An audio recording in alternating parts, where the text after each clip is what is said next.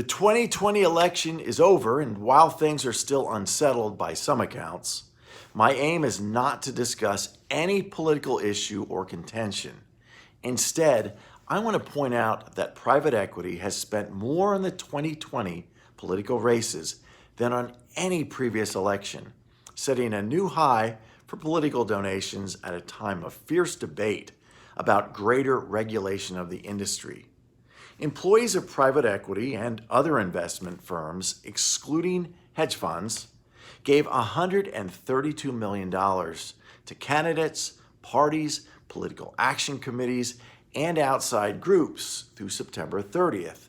And this is according to the Center for Responsive Politics, which is a nonprofit that reports on money in politics. That sum is the most the industry has ever spent on an election cycle, exceeding the $117.4 million spent on 2016 races. Now, the surge comes as the buyout industry faces several important regulatory and legal issues that could hinge on the results of the election. Private equity has taken political heat in the past several years over issues including their role in bankruptcies of private equity-owned companies, job losses, and surprise billing, among others. Campaign spending in many industries has been elevated this year, largely because of the uncertainty surrounding the coronavirus pandemic and the economy more generally. And this is according to David Stewart, who's a principal at the public policy practice of law firm and lobbying shop Squire Patton Boggs, LLP.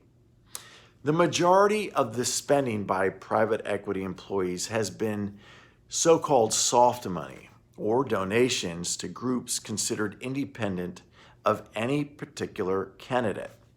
Unlike money given directly to candidates, this type of giving is unregulated and not subject to limits. Private equity employees have spent about $69.5 million in soft money on the 2020 races. This is according to the Center for Responsive Politics. The industry also gave $62 million directly to candidates and parties, favoring Democrats by 59% to 41%, also according to the Center for Responsive Politics. The largest recipient of individual contributions was Democratic presidential nominee Joe Biden at $2.1 million, followed by 3 Republican senators, Mitch McConnell from Kentucky, John Cornyn from Texas, and Susan Collins from Maine.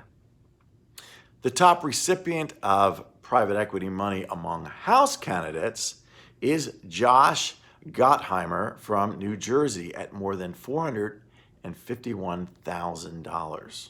We'll keep an eye out on these regulatory and legal issues as we move into 2021. But until we meet again, be well.